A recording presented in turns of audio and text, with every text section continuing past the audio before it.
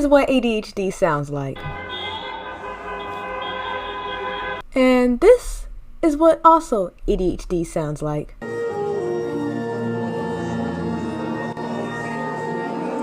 Okay, they don't actually sound like that. It's just really our thoughts that are all over the place and at the same time and sound very discombobulated and sound very similar to traffic and a warming up orchestra. And maybe it actually really does sound like that. Hey, I'm Mariah, and I'm a filmmaker, and an ADHDer, and a writer, and a woman who deals with anxiety, and a photographer, and, okay, you get the picture. Hey, I'm Mariah. Did I say that already? And I'm a storyteller who cares a whole lot about mental health. A lot of times, we often separate storytelling and mental health from each other. Honestly, we tend to separate mental health from everything. But I find these two to go hand in hand. When you're telling a story, that point is to connect with your audience. On a deeper level, check this out. Connect with their mind. Storytelling is everything. Movies, music, video games, art, all of it. And mental health has a lot to offer too. Depression, autism, PTSD, and so on. I'm on a mission to understand and learn more about both storytelling and mental health. Whether it's digging deep into mental health disorders, checking out the psychology of characters from all over, dissecting the power of music on our emotions, hearing the personal stories of creatives, my goal is for us to be more seen, heard, understood, and learn who we are. Welcome to my podcast, Everything Storytelling Plus Mental Health. This is your host, Mariah Nasir, and let's dive right into it.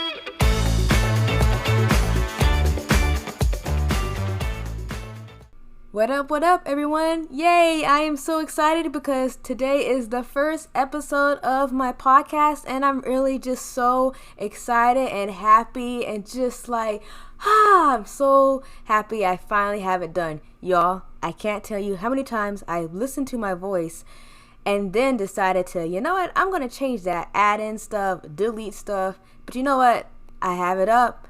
I have it for you guys to listen to it now, and it is all good. So I am super excited about today. But before I dive into today's topic, I think I should do a little mental health check-in. I think I'm going to be doing this like at the beginning of every episode just because this podcast is also about mental health. So, I think mental health check-in is a very reasonable reason to talk about it. So, my mental health check-in of the day. I am scale from 1 to 10. Probably about a 6. I kind of just threw a number. I don't know if I throw in a number or not. I just, I feel like a little better than okay. I just have a lot of reflecting and stuff. You guys, I honestly was very hesitant about putting this podcast out because it's just like out of my comfort zone. So I think this is like one of the reasons, but you know what? I think as time goes on, I will feel better about myself and everything like that. So yeah. But anyways, let's go right into ADHD and what it's like. And yeah. Having ADHD is like a hamster running on a hamster wheel. An iceberg where everyone on the outside sees the tip of the iceberg, but not underneath the surface. Driving a car without a map or GPS to your destination. Having ADHD can be described as a lot of things. And there are just so many analogies in regards to ADHD. But unfortunately, ADHD is something that is really misunderstood and just swept under the rug in our community and honestly, the world in general. So why the heck is that the case? Well, the problem is that it often seems to be disguised as the same problems everyone faces. Procrastinating, running late, paying attention, forgetting. Although everyone deals with these problems all the time, most can usually get over these hills. You see, I like to call them hills because they're small. Hills are really small. And in a way, people who generally deal with these type of problems is usually not persistent. It might be something temporary and then they can get over it. It might be a little bit of a while, maybe a few weeks, but they still get over it. But for people like us who have ADHD, This is a problem that is persistent. It doesn't just temporarily come and go away. This is a persistent issue. Okay, so before I get into some of the real life examples of my ADHD brain in the creative world, I just want to talk about first what is ADHD, and specifically the full-on details about ADHD. I feel like ADHD is not fully understood. It's not really understood at all, actually. So I really want to explain the nitty-gritty about what is ADHD, so that way when I talk about my stories, it can coincide with the definition and my prime explanation of what is ADHD. Okay, cool. Okay, so let's start with the basics. What is ADHD? I mean, what is that, right? Well, here is the internet's definition of ADHD. A chronic medical condition that affects a person's brain development and activity, causing differences in attention, self-control, and ability to sit still.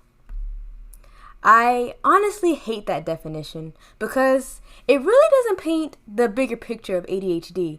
Believe it or not, ADHD is super complex.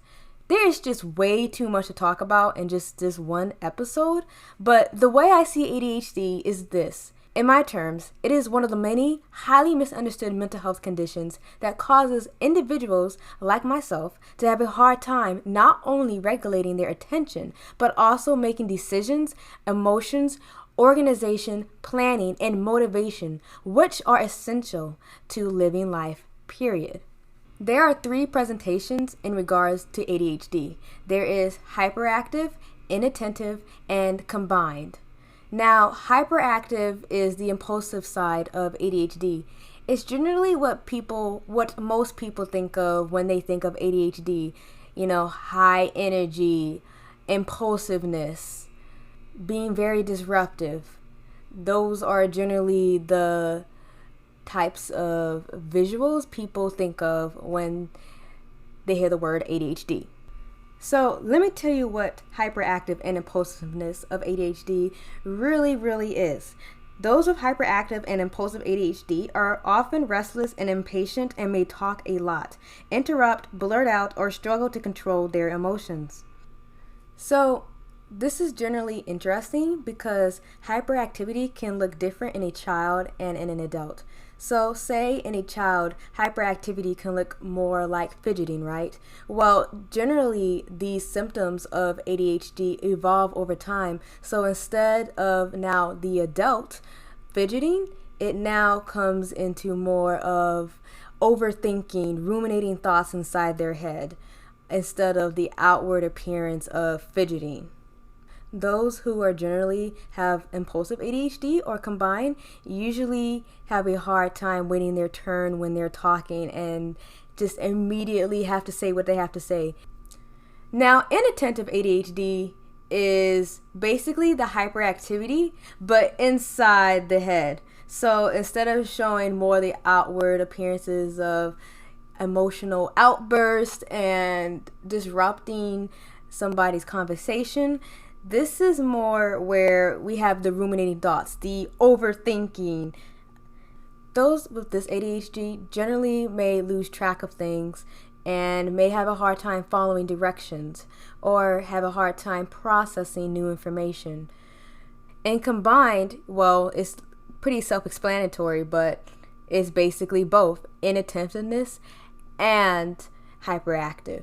So generally people who are combined exhibit both of these type of ADHD.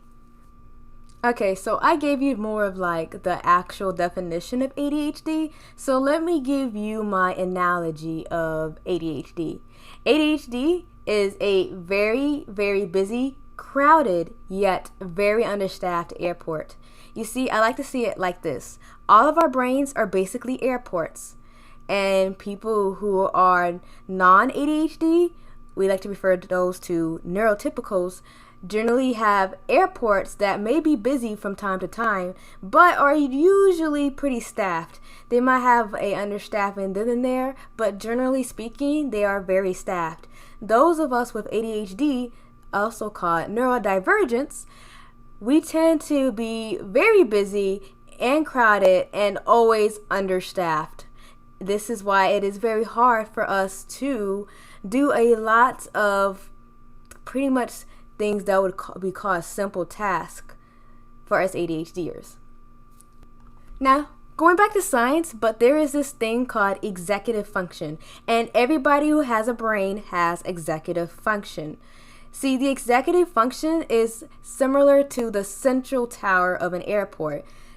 The executive function is the cognitive or mental processes in our brain that help manage, prioritize, plan, organize, and adapt to reach a goal. Now, the center tower does a similar thing. It gives instructions to planes to plan, organize, manage, and adapt to taking off and landing at their destination. So, in people with ADHD, the central tower is basically understaffed. There's basically one person working in the central tower. Everyone else, well, it's not like we even hired anyone else because no one really came in the first place to our control tower. It's just one person telling all the planes to go and do whatever and the best they can to get to the destination. If you can imagine, just imagine trying to direct planes, just yourself, nobody else with you, trying to direct planes to get to their destination in a safe manner. No, running into other planes, going to the wrong destination, or things like that. Just imagine how hard that is. Well, that is literally how it is inside of ADHD brains. There are 6 clusters in regards to executive function. There is action, there is memory, there is activation, there is focus, there is effort, and there is emotion. Now, these 6 clusters are very important for us to basically live life. And for people who have ADHD, this is impaired. So you can imagine we would have a hard time taking action and doing tasks. We would have a hard time memorizing things. We would have a hard time activating, planning, organizing, managing our task. We would have a hard time focusing. We would have a hard time with effort or motivation, another word. We would have a hard time regulating our emotions, not being too sensitive or controlling impulsive outbursts. Now, because of these 6 clusters that are impaired and are executive functioning, we may exhibit these type of symptoms. Because we can't regulate our focus, we get distracted when completing tasks. Because we have an impaired memory, we may forget important dates, forget certain things to do, forget meetings, forget appointments, forget to text that person, your friend, your family member. You may forget birthdays. You may forget what you just heard. That is memory. Lacking the motivation to do certain tasks. Difficulty prioritizing and sequencing steps to complete a task. Trouble regulating emotions. Lose important items and forget details. Struggle to switch between tasks. Impulsive and making poor decisions. Difficulty multitasking, and the list honestly goes on and on and on. And I honestly have a link in the description of this episode below if you want to look more into the symptoms. But those are just a few symptoms, honestly, of how ADHD is shown. Okay, are you still there? Okay, just bear with me.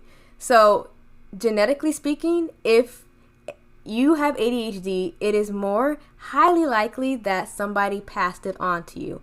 It is also highly likely that a sibling may also have it, if you have siblings.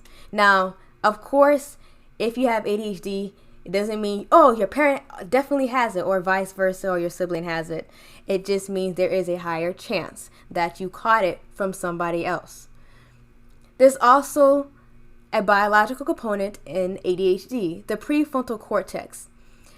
You see, when we are kids, you know that our brains are growing, right? Well, for kids with ADHD, it is 30% slower in ADHD children than children without ADHD. This is why we can come across immature as kids with ADHD, because there's a part of our brain that is still developing and is slower than our neurotypical peers. There are neurotransmitters in our brains.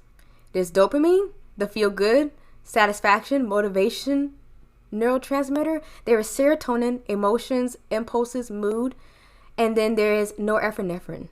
That is the one that gives us focus and attention. Now, this is why it's very hard for us ADHDers to, let's say, be very motivated, because the thing is, we do not have enough dopamine.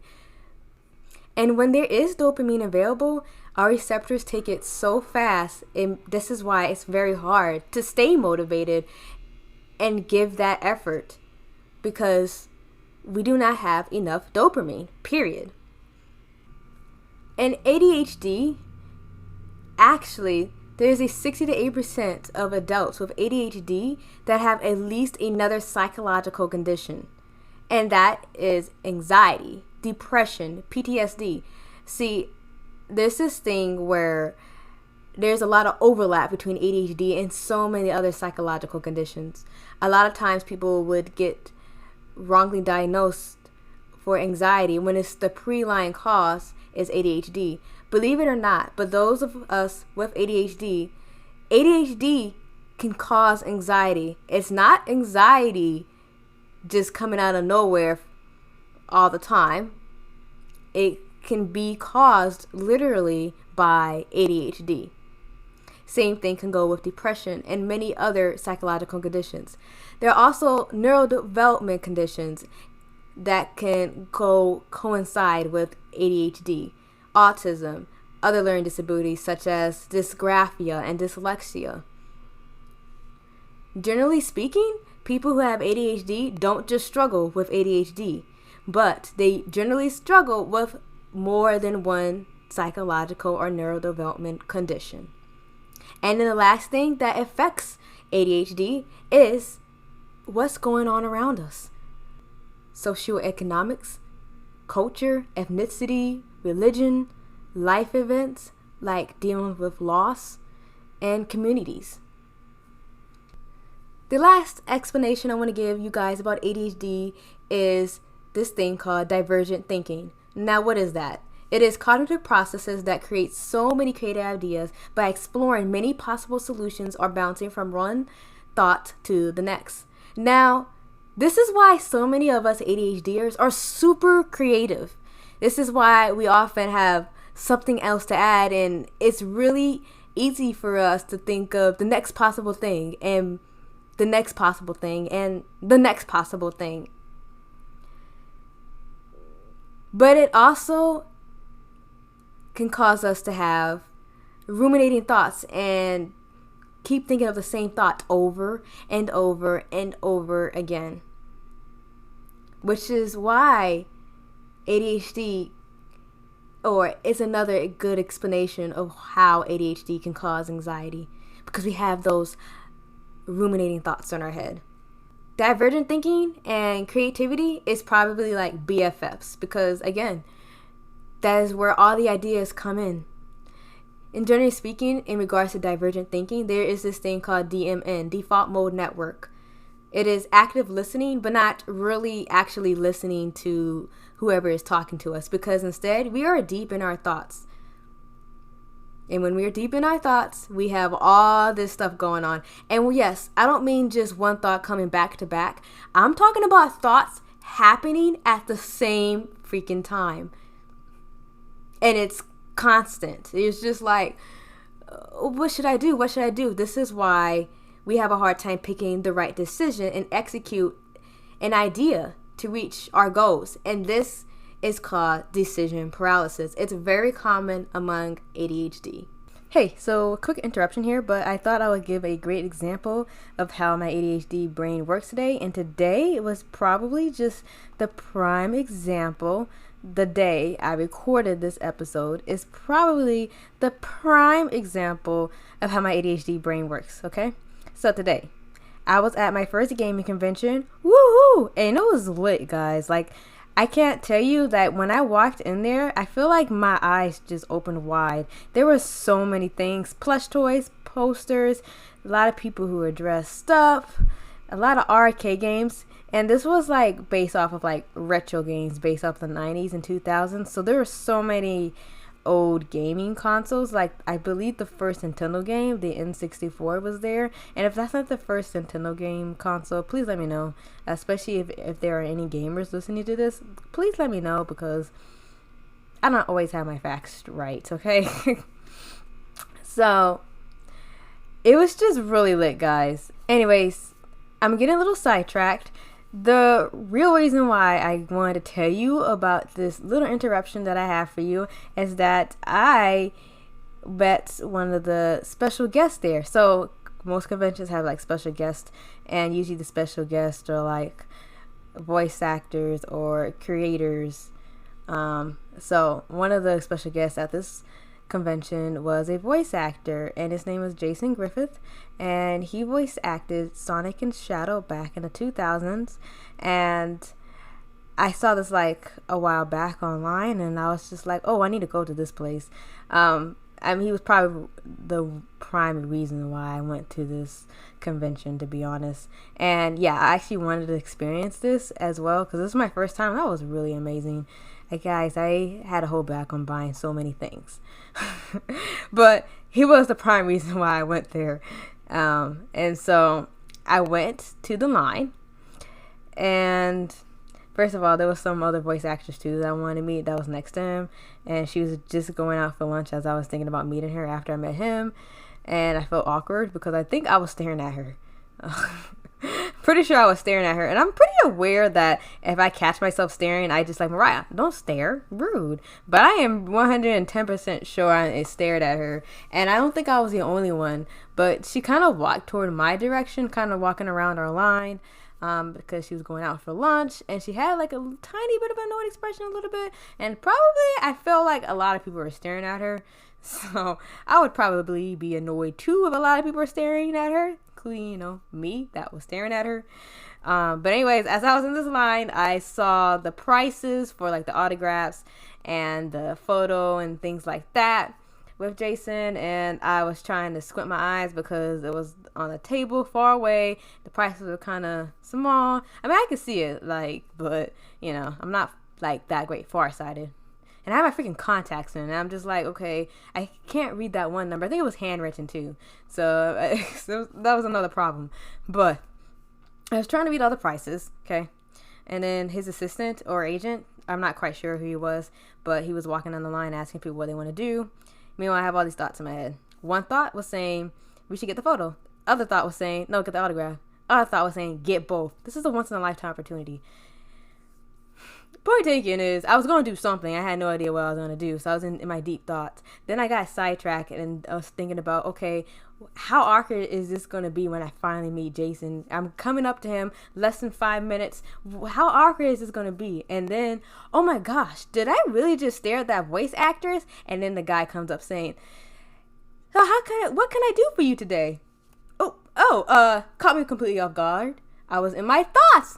Remember those ruminating thoughts I was telling you about? Prime example. Hey, I want to get, and I was literally had no idea what decision to make. So I quickly pulled an idea. I'm going to pick the photo. And he said, okay. And then I said, how much is the photo and autograph? I don't know. I can't really see from here. Haha. And he kind of gave me a stare. Just a little bit. And then he said 80. And I was like, oh, okay. And I was putting out my wallet and stuff. He's like, so which one are you going to get? Oh, yeah, I'm going to get the photo. And then he said, okay. So he signed my card. Everything's good. Then all the thoughts came back again.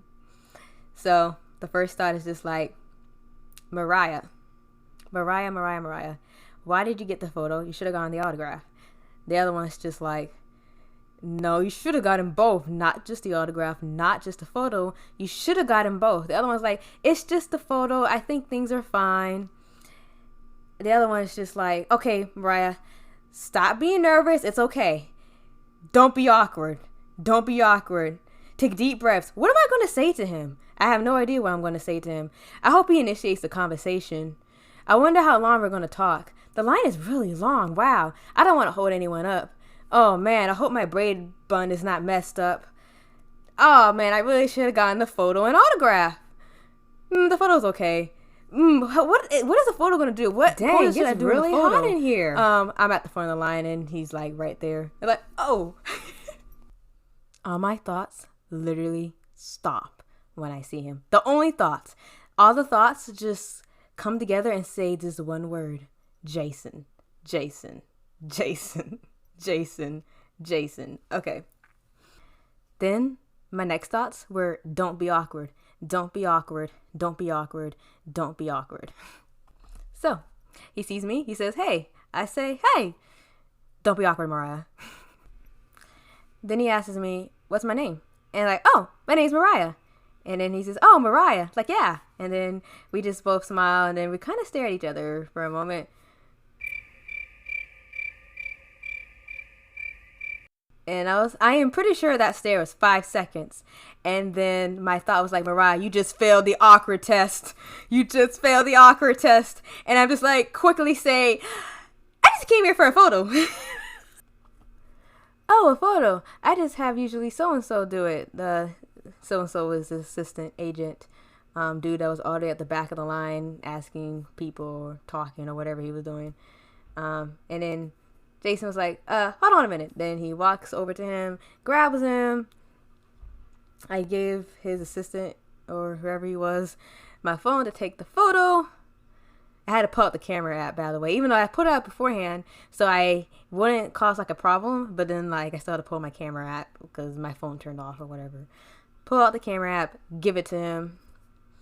I put my poster down that I got earlier, and it was actually a Sonic poster. And he asked me, oh, that's a cool poster.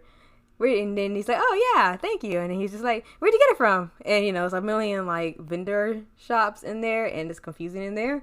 And, of course, that I tell you, I have my bad working memory. I had no idea where I got it from. I don't remember where I got it from. So I literally said, oh, I had no idea where I got this from. It was somewhere over there. And then we take our photo. Okay, and then I was thinking, okay, should I have the arm around? Or, and then I guess it kind of did, because you kind of doing it first. So okay, I'm going to do it. And then, yeah. And then I felt I was kind of copying a little bit of his poses, even though I couldn't exactly see what his hand was doing. So I didn't exactly copy the poses when I look back on the photo. But anyways, we're doing that. Okay, cool. And then it's over after the photo. And then, he's just like, well, thank you for waiting in line for me. Like, oh, yeah, no problem. And I'm about to walk off immediately because I felt very awkward and embarrassed, y'all. I felt very awkward and embarrassed, okay? And then he said, hey, wait, hold on a minute. And then he's like, and I turned around, I was like, oh, don't forget this. And it was like some brochures this person was, I guess, given to me or trying to sell to me a while back that I was planning to throw out, by the way. But now since his hand touched the brochure and gave it to me, I probably won't throw it away. I probably would keep it in a safe space. Just kidding, I won't keep it in a safe space. But, you know, now it's like kind of has more of a meaning to me now. Just saying. Anyways, that was a prime example of how my ADHD works. That all them thoughts in my head, that is literally what happens to me on a normal basis. And it does not have to be an exciting, awkward time in my life. It can be anything from what do I want to eat, to washing dishes, to driving out my car, to shopping, to playing my video game, doing anything. And it happens when I write a lot. I got so many thought ideas, I don't know what to do.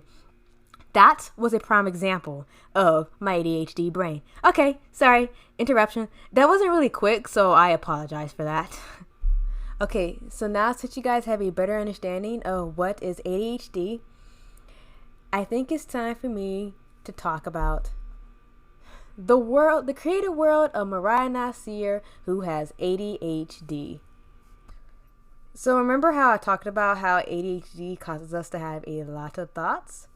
Well, it's great because when we are in our creative mode trying to think of story ideas, for me it's great because all these ideas come in.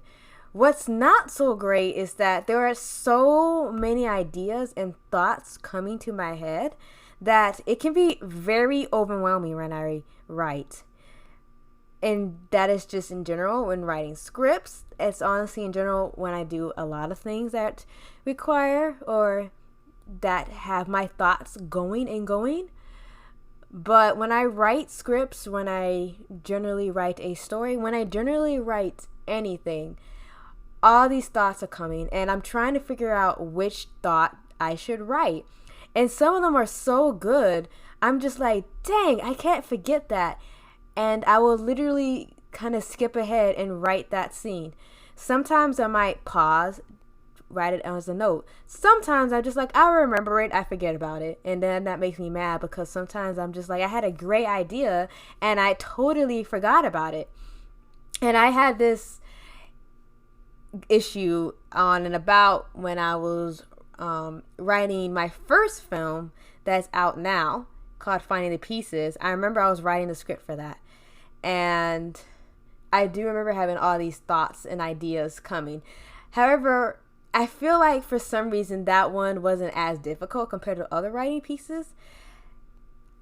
There were thoughts coming through my head, but I just said, Mariah, just keep going with the flow, keep going with the flow. And so I kept going and everything kind of came together. And that's tend to what I do when I write stuff, but sometimes everything doesn't come together and it makes it difficult to continue writing. It gets very overwhelming. Another example of this in general, when I do like a photo shoot, for example, I will have a lot of these ideas to do a photo and they just all come to my head. Again, this is kind of similar to the writing. I'm not quite sure what idea to do. And sometimes I'll write it down or I'll try to add that in my like photo shoot idea Pinterest board. But I never remember. A lot of times when I first started out as a photographer, I would look at a million photo shoot ideas and then on Pinterest. And then I would get all these ideas. And I'm like, oh, I have a lot of ideas. And then I kind of get overwhelmed. And then when it's time with the photo shoot, everything goes away. I'm blank because I get so overwhelmed. My brain just kind of pushes everything to the side or dumps out everything at the moment, at the heat of the moment. And when I'm at the photo shoot, the model is just like, so what now? I'm just like, I don't know either.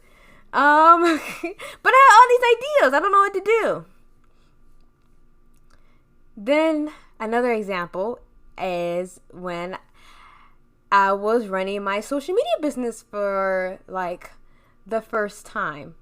And I was under this mentorship program and my old mentor wanted me to write and do a lot of copywriting for posts.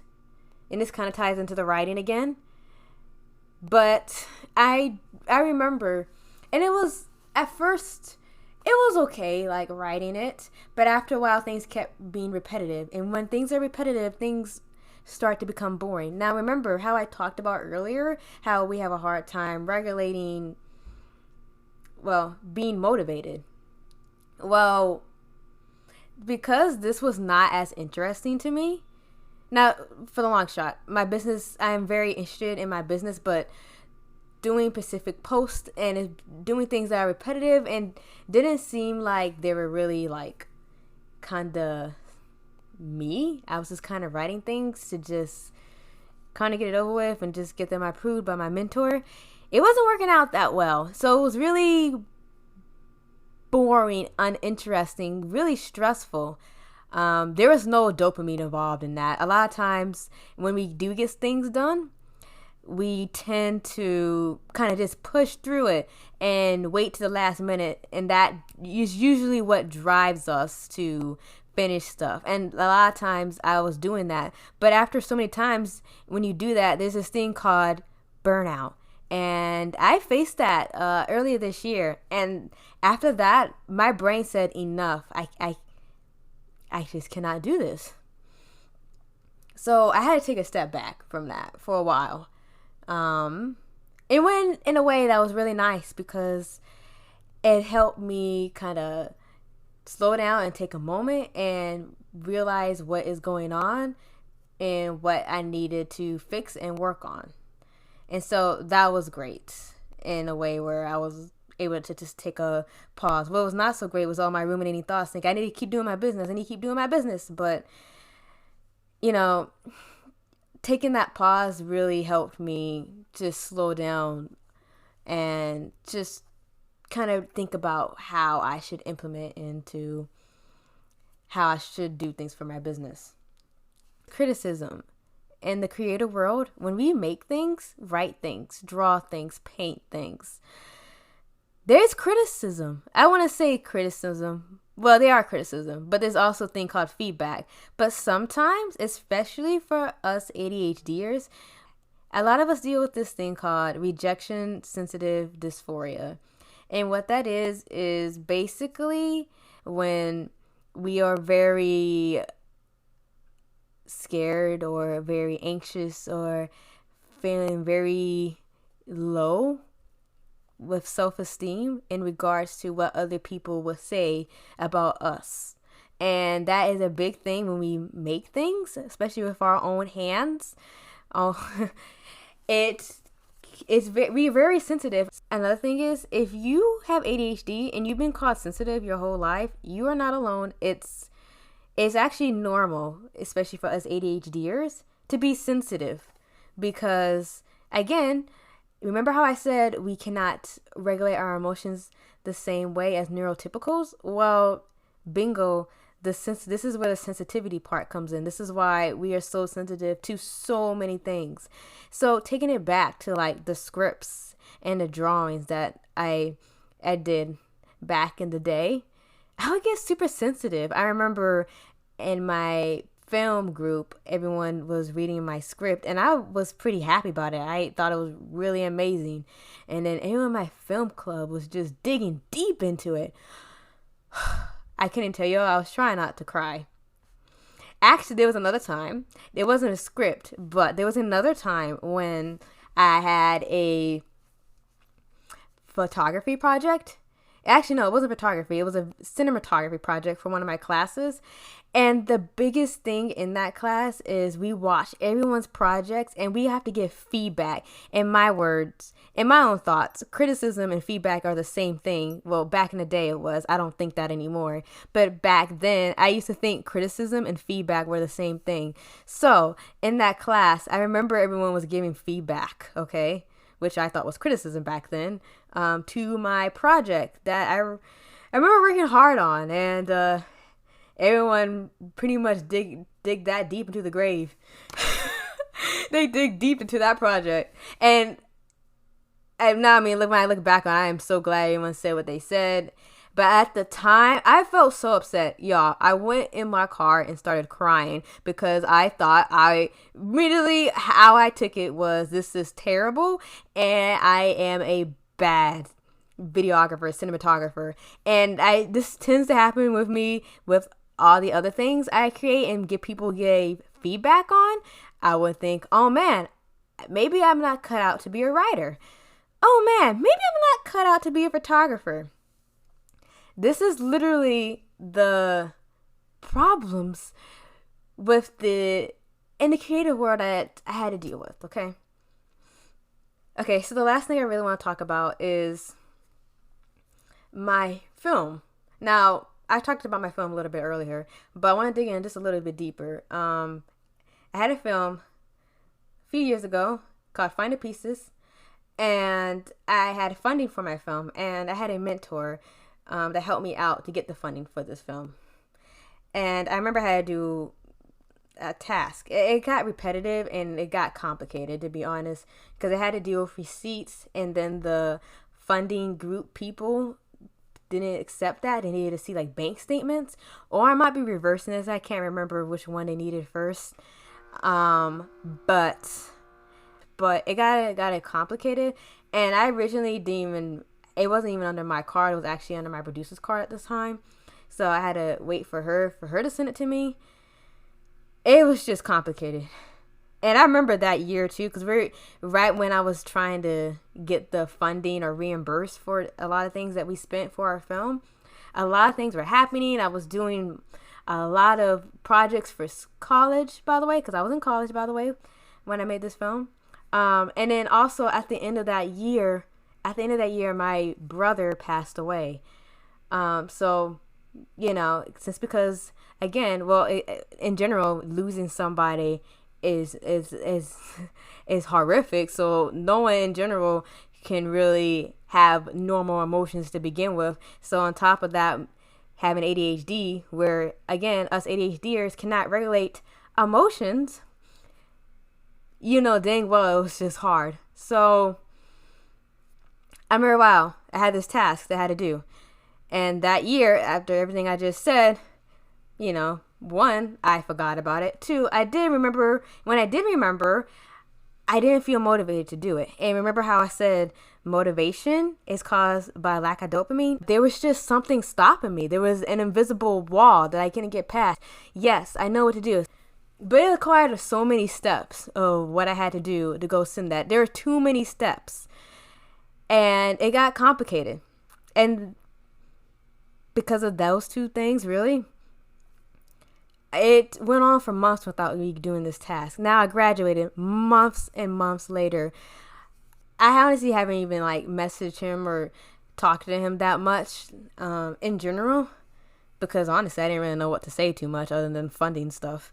That's number 1. But number 2, again, I forgot. So when this happened, I finally had the motivation to start doing it. I think when I started applying for my film festivals, that motivated me to reach back out and work on, see if I can get that funding back together again. But I wasn't quite sure now because it's been a while, and I was totally cool with it if it wasn't working, because hey, I forgot to reach out. It's been a while. I understand if things can't work out with that. So I reached back out to my mentor and see what happened. He was so mad at me, y'all. He was so mad at me. He was really mad at me, and that's understandable in a way, because I guess he felt like he was ghosted. But in reality, I honestly just had a lot of things going on in my head. I really did. But I remember saying and asking him about it, and I just remember feeling like I was a bad filmmaker when he said I failed at reaching out to him and being clear and communicating with him. It hurt because I was doing so much. I was honestly juggling a lot of things in regards to this film, and on top of everything else, my personal life and everything else. It hurt. And at the time, I really didn't know. I had no idea it was my ADHD. I thought there was just something wrong with me. I was really thinking, Mariah, why didn't I reach out? Why was so hard about that? It's not that hard. I mean, yeah, there's a bunch of steps to it, but I mean, it's not that hard. I can't mess around with funding for my film. What the heck? Well, long story short, now that I've researched a lot of things about ADHD for the past 2 months, I realized, wow, that was my ADHD, and I had no flipping idea. So I realized how much ADHD has impacted, honestly, every aspect of my life, but specifically too, talking about like the creative world. It's just like, wow. And then like to add on to stuff, I tend to get hyper focused when I get into story ideas. And a lot of times, if I like this one story idea or story, movie, or film, I tend to stick on that for months. And sometimes I get inspired by like video games or another show, and I like to think of like fan fictions in my head and talk about it with my friend. I would stick on that for months. And a lot of times it also works the same way with like writing my scripts and everything. I tend to be hyper focused on one specific story idea, and I have a hard time switching to other story ideas that are not at all related to the other story idea that I am hyper fixated on. And again, I had no idea that was ADHD. I just thought, like, why can't I just switch? Because I know other people can do that, and I just kind of wondered, like, how come I can't do that, you know? Well, ADHD. So a lot of this stuff, I just realized, like, how much ADHD impacts my life. And I'm just like, wow, I had no idea.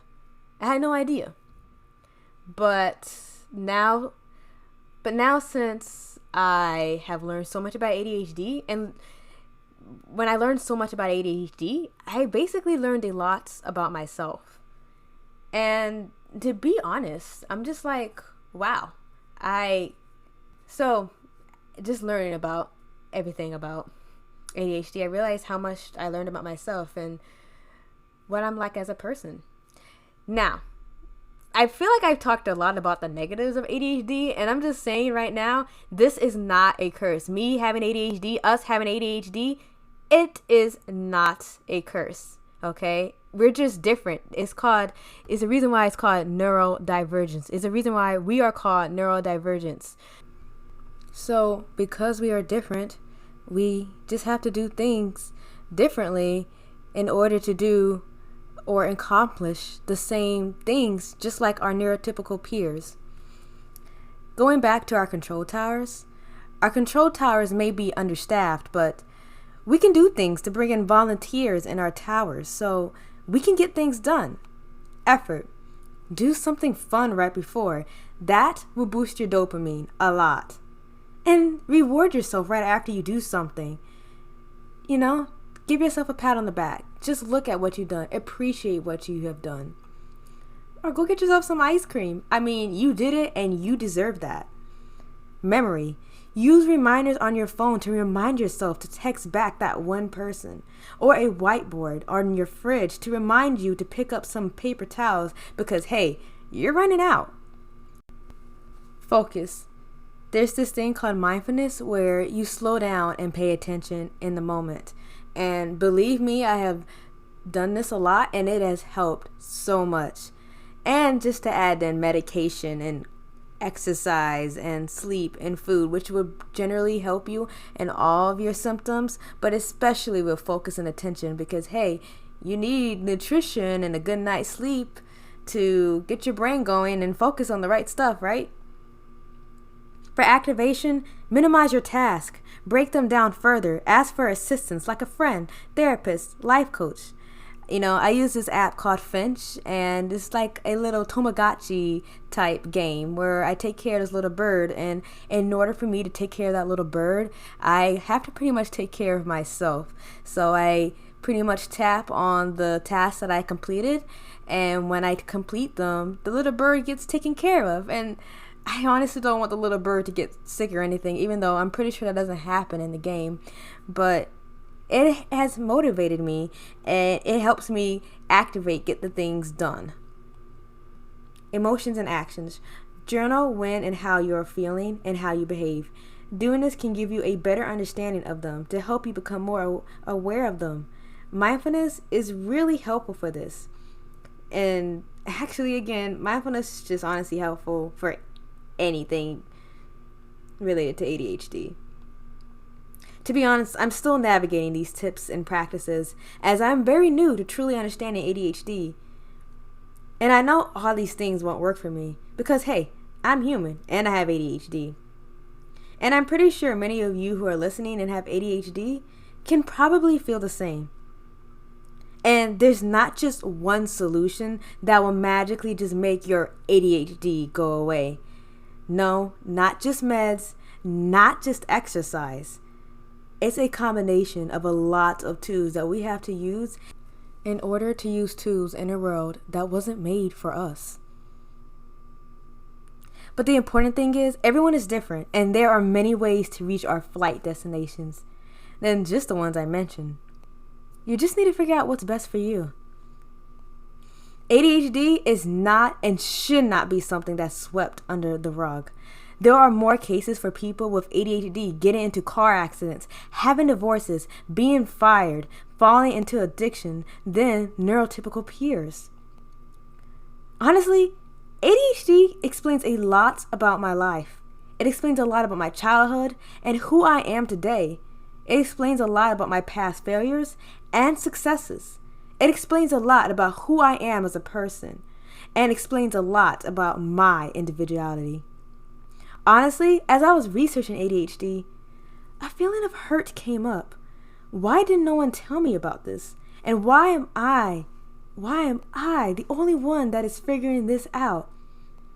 I have been called stupid due to my poor working memory or my inattentiveness, lazy, or Mariah, no excuses, due to my low motivation levels, sensitive due to my emotional dysregulation, careless, again, for my inattentiveness and forgetfulness, selfish due to pretty much everything I just mentioned, and most importantly, misunderstood, because ADHD is misunderstood.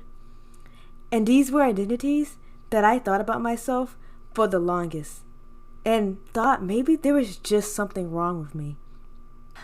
But having ADHD does not mean we can't do things. It just means we are different. That's it. We're in a world, again, that wasn't made for us. So we have to be different.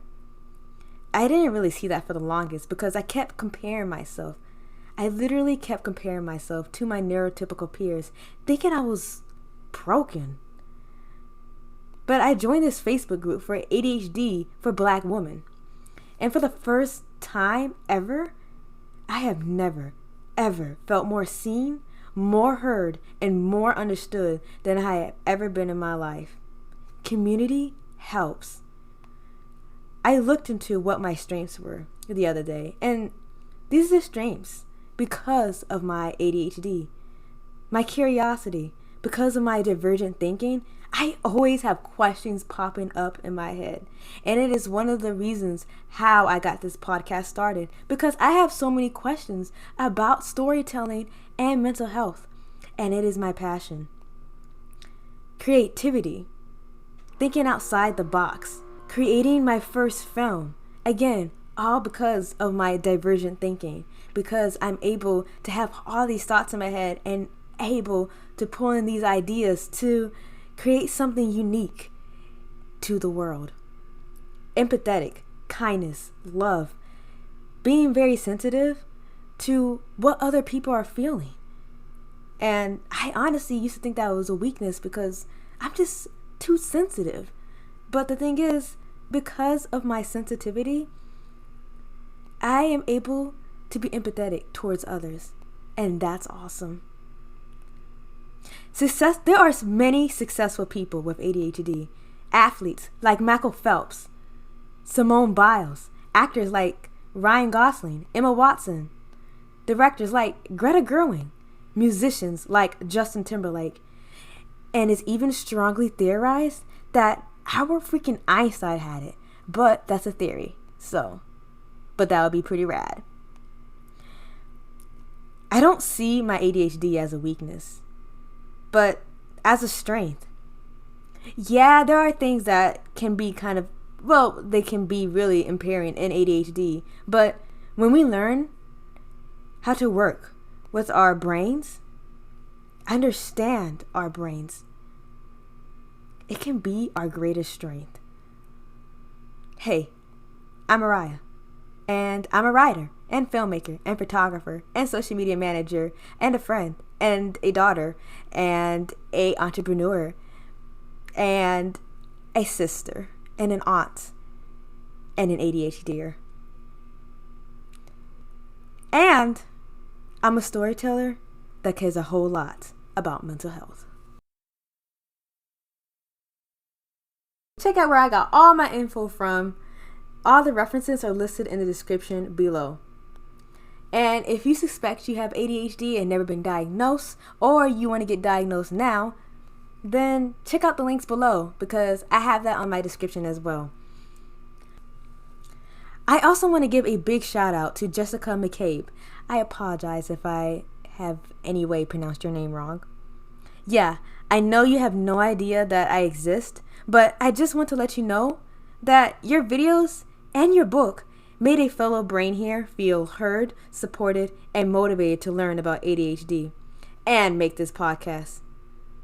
But most importantly, to understand, to meet myself for the very first time.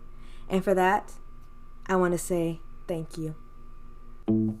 Hey, if you listen to this entire episode, I just want to say thank you so much for listening to my podcast. You have no idea how much I appreciate it. And if you like what you heard, or you have your feedback or thoughts, please just leave them in the comments and ratings. I would appreciate it. Your feedback means everything to me. And if you want to keep up with more of what's going on with this podcast and know more about the life of Mariah, then follow me on the gram. That is at everything story mental health. But it's also in the description because I know that's a pretty long title. So again, thank you so much and have a wonderful week.